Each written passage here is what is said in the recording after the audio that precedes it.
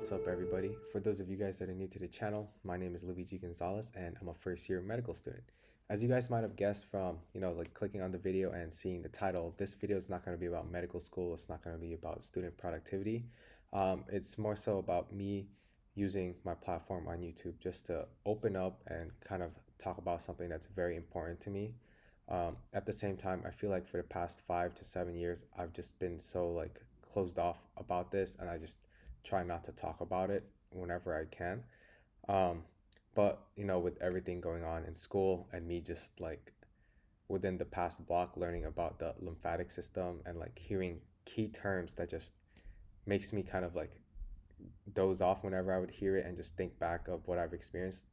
It's been kind of tough for me, and the fact that September was Cancer Awareness Month for lymphoma um, and leukemia also. But yeah, there's just been a lot going on in my mind, especially with what I've been through. So just felt like it would be good to open up, and maybe this video can help somebody else out too. So I think the best time to kind of go back to with regards to the beginning of my story is the summer after my sophomore year of high school, around June to August. I think that June to August of 2014.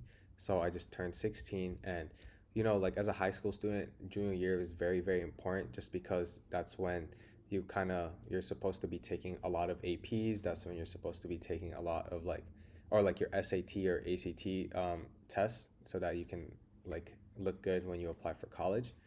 Um, but yeah, over that summer, I was doing a lot. I did a service trip to the Dominican Republic. I did a boot camp, like a very intense boot camp for the SAT. And also during that time, I was very big on basketball, and that was kind of always been my priority in high school. I was part of that ball is life movement kind of thing where my head is just oh, basketball. Yeah, I want to go to school so I can play basketball, join the team, all that stuff. So yeah, that was a very big part of my life at that time, and I felt like juggling all three things was just a lot during that summer. So I guess the stress from that could have been what caused the cancer, but nothing is certain. But yeah, during that time, it was just very, very stressful. When I came back from the Dominican Republic, I lost a lot of weight. And in my head, I was just thinking, oh, yeah, the food there was kind of different for me. And I was just testing out new foods. I wasn't really too into the food there. So I guess that's why I lost weight. Um, and then when I came back, I was also, having night sweats. And I feel like my body's not adjusting to the temperature right because it was really hot there. And then here in California, it's also pretty hot, but just, not as hot. And maybe in my room, it was just really warm. So that's why, every morning I'd wake up and, my bed sheets were drenched in my sweat. Um, yeah, that knowing now, those were definitely obvious signs. Um, but as I kept going, I just felt tired often also. But I feel like the biggest impact or the biggest kind of symptom for me was during basketball practices for the summer. I would be, struggling just to run up and down the court. I'd be tired way easily, too easily, and way too soon compared to before. And I know I haven't worked out in a couple of weeks, but at the same time, I didn't expect to drop off by that much. So I decided to, talk to my mom and see if I can go see a doctor and see what's going on. After telling my doctor about all my symptoms and stuff, we thought oh, maybe you have asthma and you should try using an inhaler during your practices or before your practices to see if that'll kind of help with your symptoms, and maybe you'll be able to go through practice without having any difficulties breathing. I've had some teammates that had asthma, and if they use the inhaler, they're fine. They're able to go through the whole practice. It'll still be difficult, but at the same time, it's more manageable. So that's what I did. And I tried it for about a week, and there would be some instances where I use the inhaler and I feel like it might just be a placebo effect or something where it would help and it won't last too long, but at the same time I felt like okay, yeah, I can get through this practice. But other times when I use it, there's just no effect at all. And I feel like the biggest thing was late in that summer, I decided that I was gonna quit the basketball team. And as I mentioned previously, I was really, really big on basketball. So when my mom heard this, she kind of thought okay, that's really weird. I know you said it's hard to like keep up in practice and stuff, but you're never the type to give up. We should really go see what's going on. So with that said, that's when we decided that it was time to, maybe get an x-ray. So let me show you guys a picture of the x-ray that was taken, my first x-ray that was taken when I presented with the symptoms. And being a first year medical student now, I've seen like a small number of normal like chest x-rays. So I can kind of tell like where the mass is based on this picture. I mean, it's pretty obvious that there is something wrong here just because of all of the, like white that's there where it really shouldn't be that bright. But yeah, like here's basically the outline of where the mass was. But yeah, that it looks really big and it's basically dead in the center of my chest. So now that I think back, like it makes sense because if you have a tumor and it's growing, then like if it's underneath my ribs, it's not going to push my ribs wide open because the ribs are pretty hard, but then my internal organs are softer. So obviously if it's growing, instead of pushing the ribs back, it's pushing my organs in, and my lungs are there. So if it's pushing my lungs in, then it's harder for me to breathe, which makes sense with like the asthma diagnosis and me struggling like during basketball practices. um yeah, so that was pretty big. And right when we saw that, literally like the night of, I think, my mom and I was able to go to the hospital.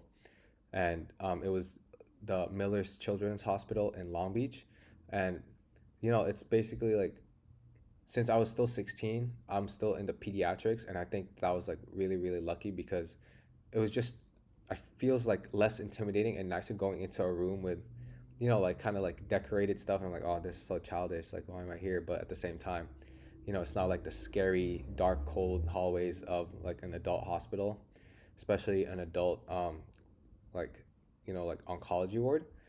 But yeah, I'm getting too far ahead of myself. When we first went into the hospital, I was placed, I think, in the infectious disease unit just because they're not too sure like what the mass could be. And because of my background of, going to the Dominican Republic just like a month or two before. So yeah, before they figured out that it was cancer, there was a lot of tests that they had to run, spinal tap, biopsies, and then PET scans also, just to kind of like see what it actually is. And once that they confirmed that it was cancer, then I was basically like brought into the inpatient oncology hematology unit at Miller's Children's Hospital. Looking at the bright side, that time period was actually, I would say, my first ever like in-depth exposure to the healthcare field. And it definitely played a big part in kind of like my motivation to pursue a career in medicine. um, but yeah, that was a tough time. Like my arm was covered in like IVs. I was like stuck everywhere. Funny story actually. I Whenever they would ask like, "Oh yeah, you have some IVs on your left arm. Like, can I place another one on your right?" I would say, "Oh, can you just find somewhere else on my left arm?" Because I didn't want anything to like get messed up on my right arm, just because like that was my shooting hand. So still, like I was just thinking like like basketball is life. Like once I get over this, then I can go back to basketball. I'll be able to breathe, and it'll be fine. Um, but yeah, I think I have some pictures of like my arm that I just took just because I was like, "Whoa, this is crazy!" Like there's so many things on my arm. Um, but you know, yeah, like that was very painful. All of the tests took a long time. I was confused most of the time, like not knowing what I was doing. I was under anesthesia for the spinal tap and the biopsy, and just it just felt so weird, like waking up to anesthesia. Um, and yeah, like seeing the inside of a hospital for the first time as a patient, that was definitely crazy. Like sometimes you have to wait to get imaging done. It's kind of like these minor inconveniences, and as somebody working in healthcare, you kind of see as like, oh yeah, no, like you just have to wait, like it's fine, like there's a line, everybody's trying to get like their imaging done, their PET scan done or something. But as a patient, when you're not sure what's going on with you, or if you're sick, like it's a pretty big deal.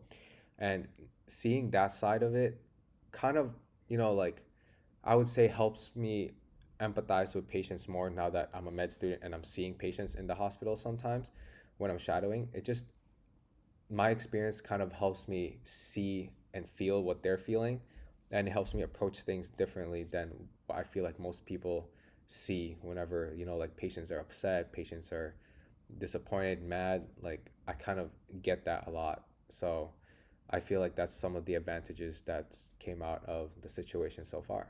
And yeah, after all of the tests, the diagnosis was primary mediastinal B cell lymphoma. Primary mediastinal just stands for, I guess, the location, because this is my mediastinum and the mass was like right here.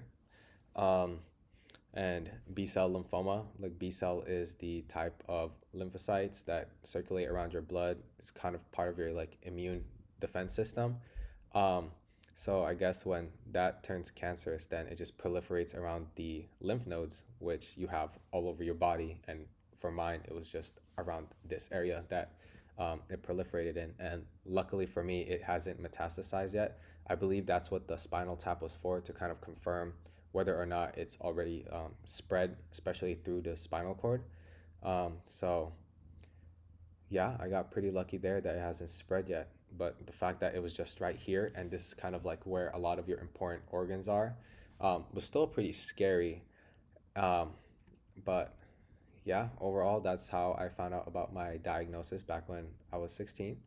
Um, I think I'm gonna divide this up into different, like parts, just because I feel like talking about my whole experience can take me hours, just because of the fact that I have some more knowledge about, just medicine in general. So I feel like I can talk more in depth about my situation rather than just like what I felt. I can also talk about it in the lens of, like me looking back at myself with the knowledge that I have now. So yeah, for part one, I just wanted to talk about the diagnosis and the signs and symptoms that I felt before being diagnosed. Um, and yeah, if you guys are going through something like this, or know somebody that's going through something like this, just remember to don't be scared to open up, and, like definitely rely on your support network. They will help you out so much. You might not be able to control what's going on with you physically, but mentally, just reach out, get some help, and it'll definitely like go a long way. Um, yeah. So for part two, I think I'm gonna talk mostly about, my chemotherapy and like my experiences with that. So I'm probably going to be posting these videos like 1 week after the next. I also don't know if I can like go straight on and just talk about this, and like record myself for like a whole hour. I feel like it's kind of too much for me right now. So yeah, I'll try to make some time and record part two sometime soon. So yeah, thank you guys for tuning in, and I'll catch you guys in the next video. Peace.